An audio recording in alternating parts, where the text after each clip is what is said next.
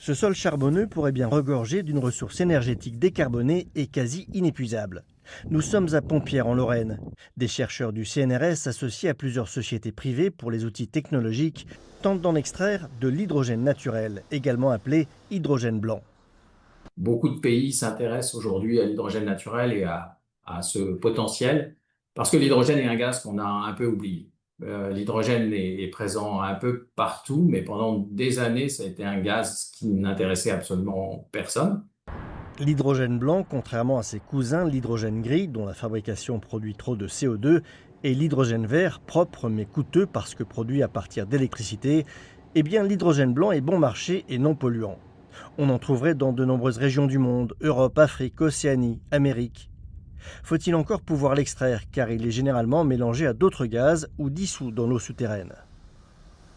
Notre objectif, nous, c'est de pouvoir extraire le gaz qui est dissous dans l'eau. Et donc, cette phase de séparation, elle se fait grâce à une membrane qui est une membrane semi-perméable qui laisse passer les gaz et qui laisse l'eau en place. C'est le principe sur lequel on va travailler donc en fin d'année et on donnera nos résultats d'ici 1 an et demi à 2 ans pour valider donc les technologies.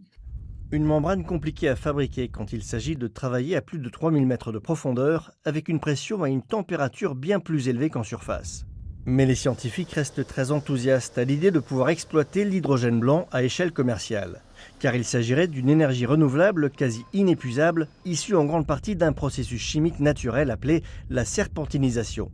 Elle a lieu quand certaines roches riches en fer entrent en contact avec de l'eau. L'oxydation du fer permet alors une réduction de l'eau et donc la libération de l'hydrogène. Si on pouvait exploiter cet hydrogène dans le milieu naturel, eh bien à chaque fois qu'on pomperait une molécule d'hydrogène, grosso modo, le système naturel pourrait remplacer cette molécule d'hydrogène par une nouvelle molécule d'hydrogène néoformée. Et ça, tant qu'on aura donc les minéraux qui contiennent du fer présents dans le milieu.